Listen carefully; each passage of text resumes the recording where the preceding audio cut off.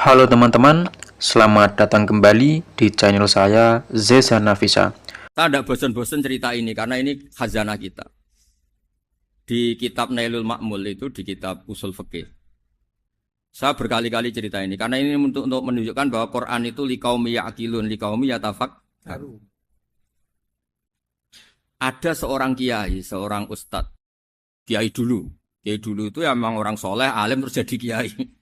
Kalau kiai sekarang tuh macam-macam, nganggur terus ingin jadi kiai. Terus daftar gitu. Ada lowongan di yayasan masuk ingin jadi ustadz karena dengar ada gajinya. Dulu tidak ada seperti itu udah. Makanya dulu tuh kalau ustadz kiai pasti soleh karena dia alim terus ingin orang lain tuh mendapat ilmunya. Kalau sekarang nggak ada yayasan sehat, guru gajinya sekian. Yang nggak ingin jadi ustadz tuh daftar karena ada gaji. Apalagi ada kabar, ada gaji, ada mes, ada wah yang daftar banyak. Tapi mentalnya ada kiai sebetulnya. Ya kalau sama tanya itu baik dah Gus, ya setengah baik. Ya maksudnya setengah baik ya ada baik ngajar itu kan baik. Tapi setengah saja karena motifnya itu nyari gaji bukan ingin mencerdaskan umatnya Rasulullah Shallallahu Alaihi Wasallam.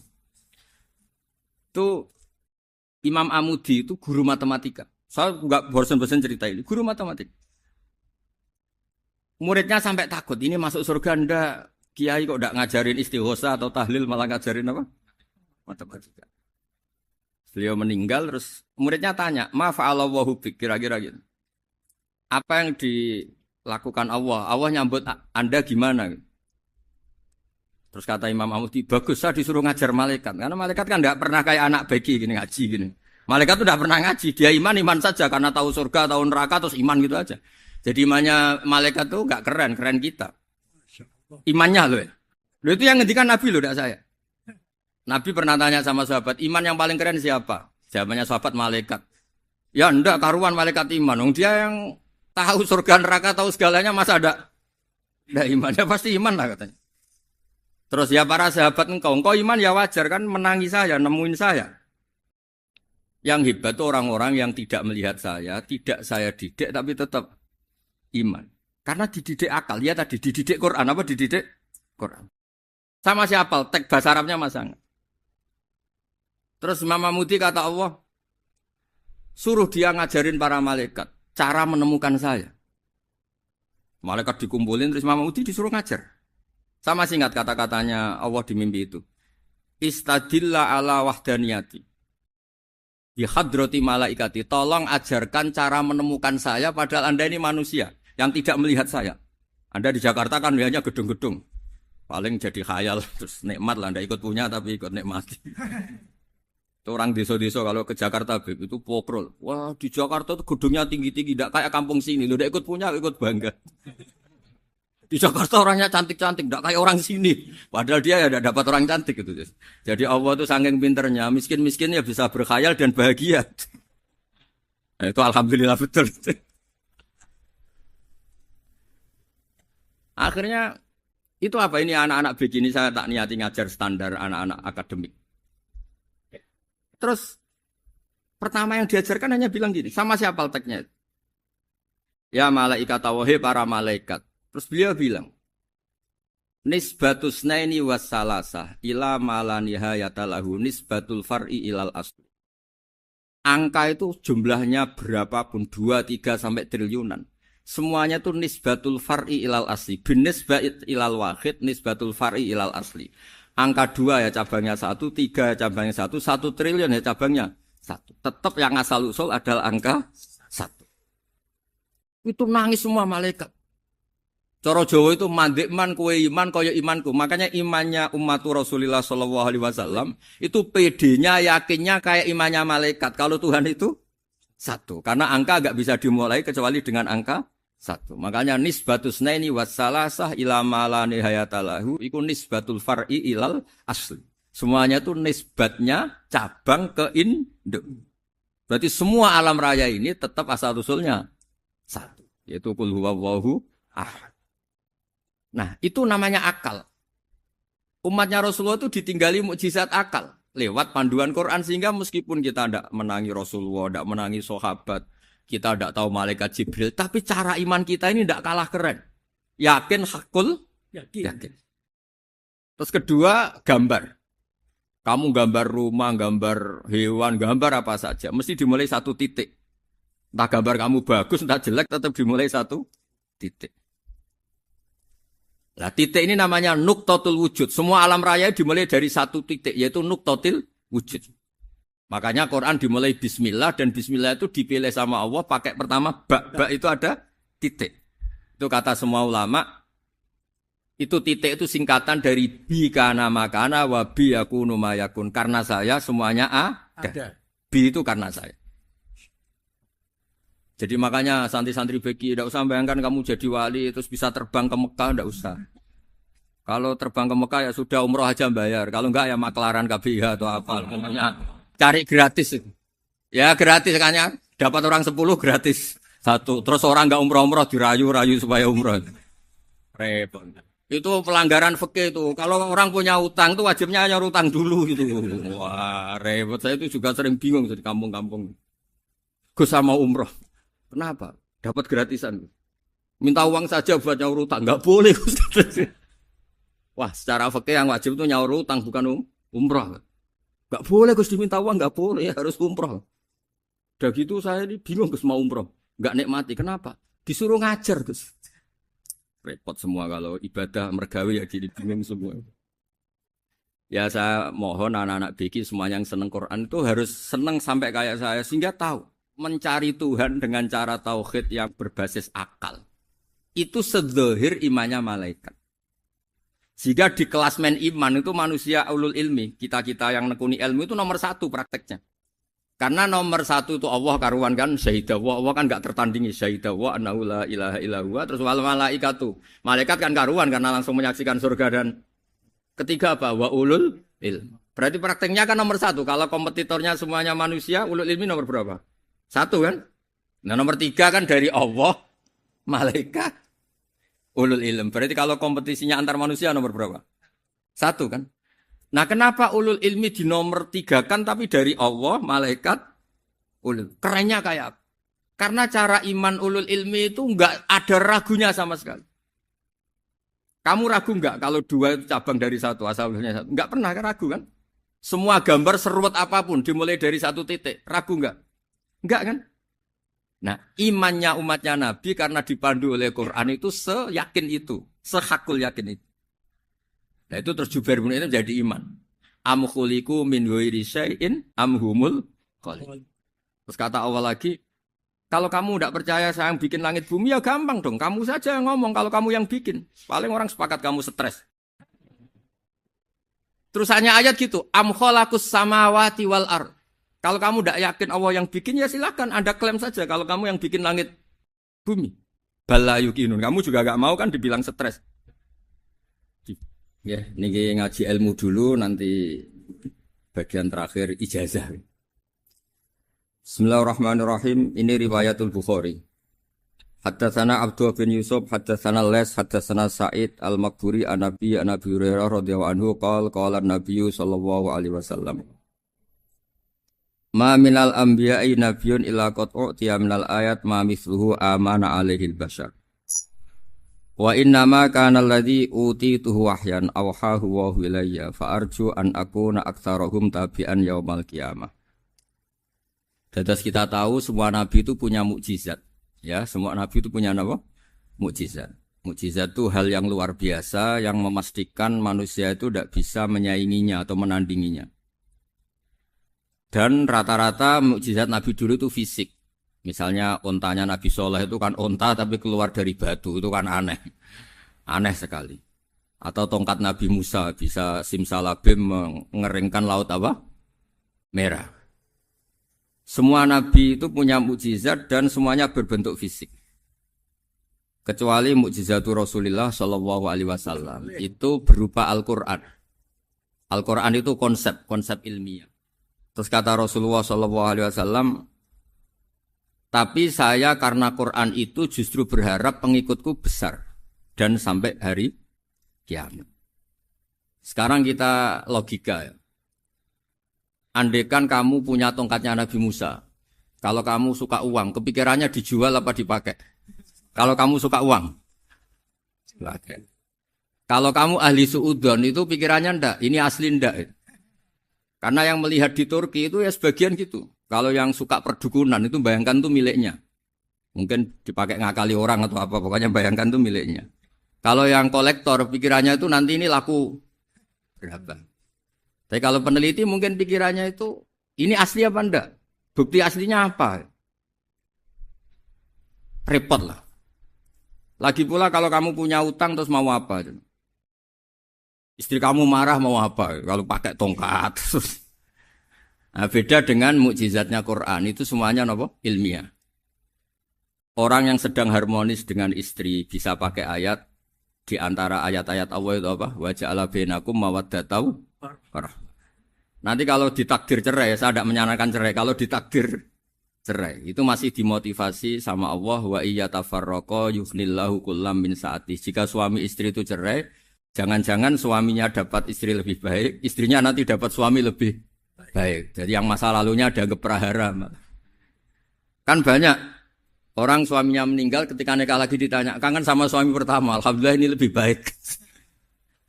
Padahal suaminya yang meninggal itu berharap istrinya ini kangen, ternyata dia sudah syukur dapat suami yang lebih baik. Jadi Quran itu menunggui kita ila yaumil qiyamah. Kita tidak bunuh diri, itu ya barokahnya Quran. Karena problem apapun kita dinasihati apa sabar, apa dinasihati sabar.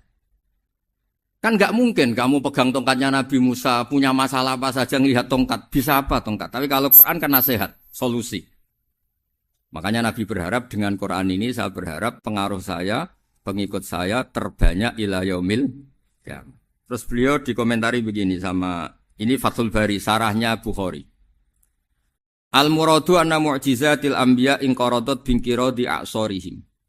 Falam yusyahidha illa man hadaraha. Problem mukjizat nabi-nabi dulu itu kan fisik. Sehingga yang tahu kalau Nabi Soleh punya unta yang ajaib, itu yang tahu ya hanya yang hadir saat itu. Yang tahu kalau tongkat Nabi Musa bertuah, itu juga yang tahu hanya yang hadir saat itu. Selebihnya tahu tongkat ya di museum. Tapi kalau Quran menjadi solusi, menjadi panduan, menjadi pegangan itu ila yaumil qiyamah.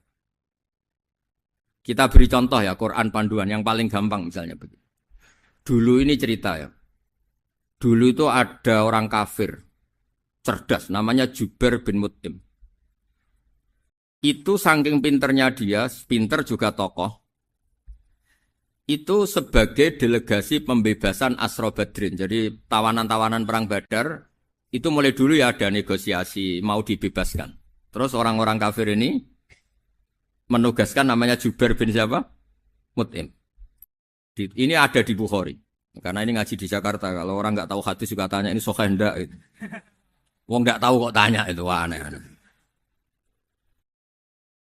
Padahal kalau dibodoni itu ya nggak tahu.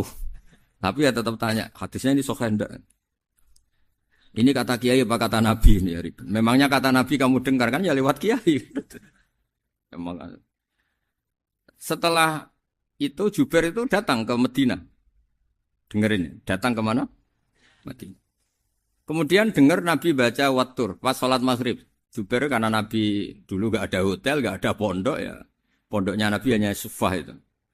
Nabi baca maghrib, bukan diskusi, bukan debat. Baca Wattur wa kitabim mastur firrokim mansur wal baitil ma'mur wasaqufil marfu wal bakhril masjur. Terus itu. Kemudian sampai pada titik ayat am khuliqu min ghairi syai'in. Masa manusia atau alam raya yang maujudat, yang nyata, yang wujud nyata. Kemudian asal-usulnya itu ketiadaan.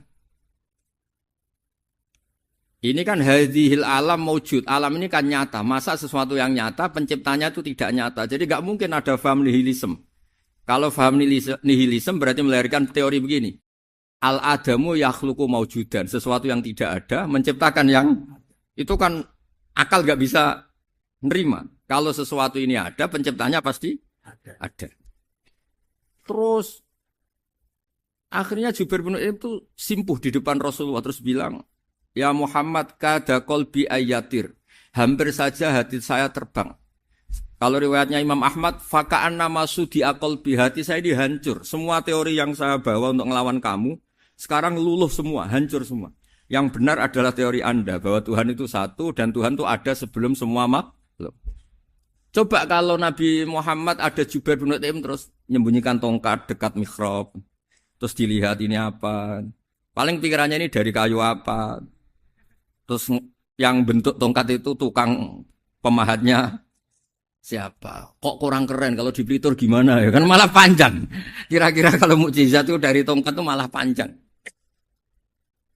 Panjang lah pokoknya panjang. Lagi pula kamu coba kan nggak ngarah mandi. Itu yang mandi kan nabinya bukan tongkatnya. Coba tongkatnya Nabi Musa coba anak-anak beki itu. Dipakai mukul kucing aja tidak mesti mati itu. Jadi nggak jelas mukjizat-mukjizat seperti itu nggak. Tapi kalau Quran menunggui sampai saking hebatnya Quran, teori rasionalitas, soal kampanye di mana-mana. Tingkat validitas, tingkat kebenaran Quran. Itu bahkan bisa diuji tanpa membuktikan. Tanpa apa? Cukup pakai akal. Ya, terus saya teruskan. Fala yamurru terus al-murad anna mu'jizatil anbiya in qaradat bin qidari a'sam wa mu'jizatul Qur'an mustamirratun ila yaumil qiyamah. Wa kharquhu lil adat fi uslubihi wa balaghatihi wa ikhbarihi bil mawhibat. Terus kata ini yang ngarang Fathul Bari sarahnya Imam Bukhari. Fala yamurru asrun minal a'sar illa wa yadharu fihi shay'un mimma akhbaru bi annahu sayakun yadullu ala sihhati da'wahu. Wa hadza aqwal muhtamilat. Wa takmiluhu fil ladzi ba'da wa qilani ya anal al makna anal mukjizat al madiyah kanat khissiyatan tusyahadu bil absar kana qati saleh wa asa Musa. Mukjizatnya nabi-nabi dulu itu hanya penyembuh, hanya pelengkap, hanya nuruti keinginan mata. Seperti dahsyatnya apa? Laut Merah di sebelah apa dipukul sama tongkatnya Nabi siapa? Itu semuanya itu hanya memanjakan mata. Urusan mata. Terus wow itu. Tapi kalau mukjizatnya Nabi Muhammad itu berdasar akal. Maksudnya berdasar akal nih dengerin ya. Dengerin betul. Ketika Laut Merah terus tersibak kan wow itu keren kan. Terus kita bilang menyimpulkan wah kita tidak akan mampu. Itu bodoh sekali kesimpulan kita tidak akan mampu. Meskipun bikin nyamuk Anda juga tidak mampu. Loh untuk memutuskan tidak mampu saja kok sampai pertunjukan seperti itu tuh laopo cek goblok gitu. Nah kalau kita karena umat yang pinter untuk memaksa kita nggak mampu, Allah bilang Inna wa la yastahi ayadriba mathalam ma ba'udhu. Kita melihat nyamuk langsung berkesimpulan tidak mampu. Saya berkali-kali cerita nyamuk itu sudah kecil, masih punya urat, uratnya kayak apa? Masih punya kuman, kumannya seberapa? Ya enggak? Nyamuk itu kecil, punya organ tubuhnya punya urat. Itu kalau kamu pinter, antara tongkatnya Nabi Musa menyibak Laut Merah sama nyamuk itu sama-sama berkesimpulan melahirkan satu faham bahwa kita tidak loh untuk memaksa tidak mampu saja kok menuju pertunjukan ada onta keluar dari batu. Nakotu soleh, ada tongkat yang bisa mengeringkan laut. Cik goblok ya. Lah kita alhamdulillah tidak jenis goblok yang seperti ini. Untuk ikrar bahwa Allah itu hebat ala kulli syai'in cukup lihat nyamuk. Kagum kan? Sudah tidak usah bikin hidup. Saya berkali-kali mencontohkan. Para pemahat tak suruh bikin patung gajah itu mampu. Tak suruh bikin patung nyamuk kalau bisa. Nyari materi dari apa? Gampang mana bikin patung gajah sama patung nyamuk? Gajah, makanya Allah bikinnya contoh itu untuk ijaz itu pakai nyamuk bukan pakai gajah. Itu kalau ustadz-ustadz yang agak jorok malah contohnya nyamuk Gus. Itu kecil. Itu kayak apa? Di dalamnya dia hamil. Itu anaknya kecil lagi, telurnya kecil lagi itu gimana itu cara bikin itu? Makanya di sini ada kitab Itqan itu komentarnya itu lucu. Ini kitab Al-Itqan karangannya Imam Suyuti. Ini persis komentar saya tadi yang kata Imam Suyuti pengarang kitab Itqan. Wa ya imma khissiyah wa imma akliyah. Jadi mukjizat itu ada yang fisik, bisa dilihat indra, panca indra, bisa dilihat akal. Wa aktsaru mu'jizati Bani Israil kanat khissiyah li baladatihim. Bilada itu goblok. Wakil lati basoirihim. Dasar wong goblok. Mukjizat kok ngenteni sing wow. Maksudnya dasar untuk ngakui Allah hebat saja kok nunggu halal yang seperti itu. Paham ya? Mergo likil latin apa aklihim. Wa aksaru mu'jizati hadil ummah akliyatun li farati dzakaihim wa kamali afwahihim. Dan mukjizatnya umat ini semuanya berdasar akal karena sudah cerdas. Jadi andaikan kita melihat tongkatnya Nabi Musa menyibak Laut Merah dengan melihat nyamuk, kesimpulan kita sama. Sama-sama wow, sama-sama keren, sama-sama memastikan kita tidak mampu. Makanya terus Quran menerangkan kita wa ma min dabatin fil ardi wala ta'iri yatiru bi janahihi illa umamun amsalukum. Jadi keseharian kita lihat burung kok terbang. Itu sudah ayatun min ayatillah. Paham nggih? Dados niki kudu bangga ditunggoni napa Quran, nggih, ditunggoni napa Quran. Wa mu'jizatul Quran tusyahadu bil basirah fayakunu mayattabi'u li ajlihi aksar. Terus li annal ladzi yusyahadu bi ainir ra'si yang qaridu bingkiradi musyahidi. Sesuatu yang tampilan dahsyatnya itu disaksikan mata, maka itu bisa habis. Era tongkat Nabi Musa seperti itu habis enggak? Bisa mengeringkan Laut Merah, habis kan? Tapi era mukjizatnya Quran ila yaumil qiyamah. Ya contoh sosial, saya kembali lagi ke sosial. Kamu punya teman awet atau punya istri awet, itu konsepnya ya wal kadhiminal ghaidh itu agak gampang tersinggung. Coba kalau kamu setiap tersinggung putus, setiap tersinggung habis, kamu tidak punya teman, tidak punya istri. Sampai kita awet seperti ini, kalau kecewa ya wal kadhiminal ghaidh itu ngempet. Termasuk saya ini biasanya ngaji khusus terus baca gini ya kecewa. Tapi barokahnya diwarai Quran wal kadhiminal ghaidh itu ngempet Gus, ngempet. Terus kecewa sama teman, kenapa tidak putus? Karena wal afina aninna, sudah kalau kecewa maafkan. Coba kalau kita kecewa presiden demo, kecewa menteri demo, kecewa orang tua minggat. Ya kalau dicari, kalau tidak kan malu. Saya itu punya teman tak tanya, kecewa besar sama bapak itu. Kenapa tidak minggat? Malu. Kenapa malu? Takut gak dicari. Itu orang tuh paling malu itu kalau keluar dari rumah nggak di. Saya punya teman lagi, saya ini takut mati, Gus. Kenapa? Takut istri saya tidak nangis, Gus. Itu kematian terburuk itu kalau mati, tahu istrinya tidak nangis. Oh, itu malu betul itu. Makanya jangan mati. Pokoknya pastikan orang sekeliling Anda nangis itu baru berani mati. Kalau tidak jangan. Ya jadi mukjizatnya Nabi itu luar biasa.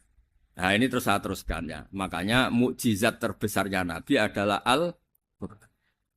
Karena Al-Quran itu cerita tentang hukum-hukum akal, cerita tentang logika-logika peradaban. Misalnya logika peradaban, contoh paling gampang. Di Quran itu ada sekian ayat yang Allah cerita peradaban. Misalnya wa ahsinu innallaha yuhibbul muhsinin. Itu dikutip. Terus kemudian disimpulkan dalam peradaban. Kata Sayyidina Ali karramallahu wajhah ngendikannya gampang. Ahsin man syi'ta takun amira. Kamu berbuat baik saja sama seseorang, maka otomatis kamu akan jadi pemimpinnya. Ada orang enggak tamat SD, enggak tamat papa, gobloknya minta ampun. Tapi karena gaji seorang pakar. Oh, kamu tak gaji 1 bulan 1 miliar. Perusahaan saya jadikan besar. Itu dikongkan ngalor ngidul ya nurut. Hanya karena dia ihsan. Terus wastaghni amman syi'ta takun nadhira. Saya ulang lagi. Wastaghni amman syi'ta takun nadhira. Dan kamu jangan butuh orang lain, siapapun dia, maka kamu akan setara. Misalnya ada menteri orang antri mau salim, tapi kamu tidak butuh, kan tenang saja. Tapi kalau kamu butuh, habis kamu. Ya kan? Kamu tidak butuh seseorang, maka kamu posisinya akan setara. Kamu harus sopan karena punya utang jasa. Kalau nggak punya apa-apa kan setara. Ya enggak?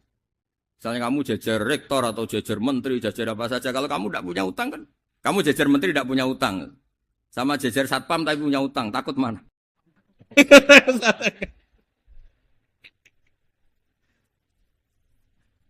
Kalau butuh itu mesti kalah kan? Ada pejabat misalnya nggak begitu cantik sama perempuan cantik yang kamu butuh ingin dicintai, takut mak. Padahal nggak jelas orang ini pangkatnya apa. Gak jelas. Jadi dalam hukum sosial itu kata Sidin Ali, wastaghni aman syi'ta takun nadhira. Kamu jangan butuh seseorang maka kamu akan setara. Terus yang terakhir, wahtas ilaman syi'ta takun asiro. Asiro pakai sin. Dan silahkan butuh seseorang maka kamu akan jadi budak dia. Ya coba misalnya Anda seorang profesor, seorang alim, seorang kiai top.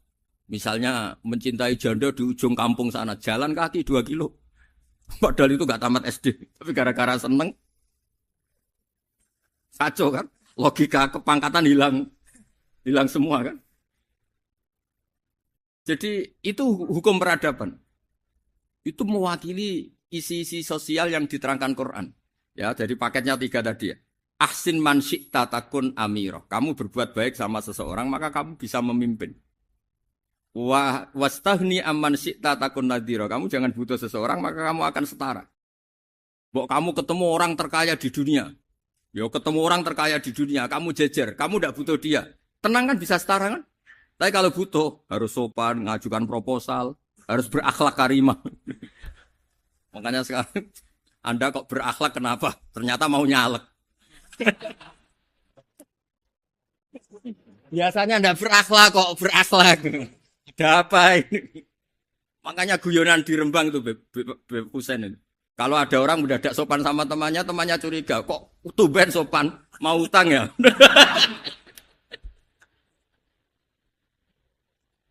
Zaman akhir itu kacau.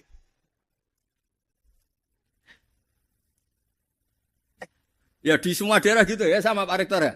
Kalau ada teman biasanya nggak sopan kok sopan. Itu temannya curiga. Ini Pak Rektor UI ikut kaji. Kok tumben sopan, ada apa ya?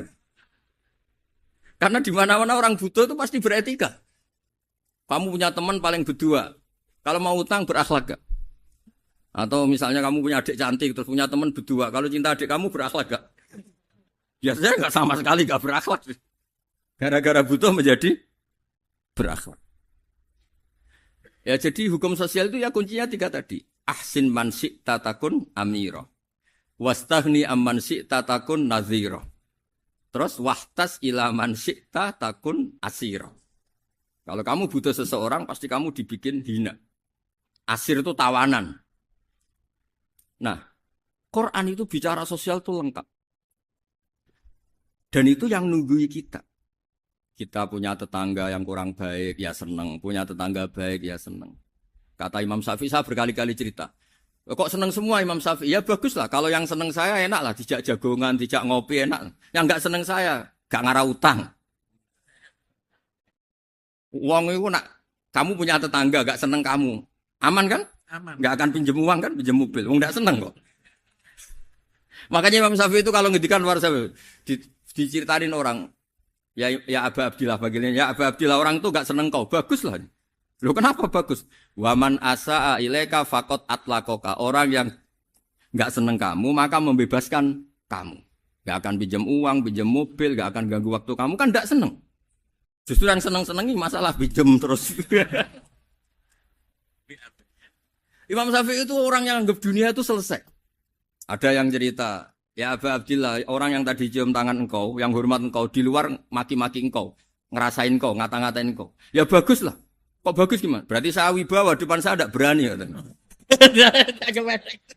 Berarti saya wibawa, di depan saya tidak berani. Berarti itu makomnya sudah kulillah, sumadarhum fi khawdihim, yal'abun. Sudah dunia itu selesai, sudah agak penting semua. Nah itu kalau kamu anak-anak beki ahli Quran, sudah ayatnya kulillah, sumadarhum fi khawdihim, yal'abun. Sudah lihat Allah saja agak penting, makhluk-makhluk itu. Dah makhluk semua agak penting, sepenting Allah. Nah, kita ini ditunggoni mukjizat seperti itu. Bayangkan misalnya kita ditunggoni tongkatnya Nabi Musa. Saya ngajar di sini terus ini tongkat. Terus nanti yang tanya, Gus itu kayu apa, Gus? Nanti yang kolektor tanya itu harganya berapa, Gus? Ruwet apa? Terus yang ahli seudon itu asli gak, Gus? Wah. Terima kasih sudah menonton. Mudah-mudahan bisa bermanfaat. Assalamualaikum warahmatullahi wabarakatuh.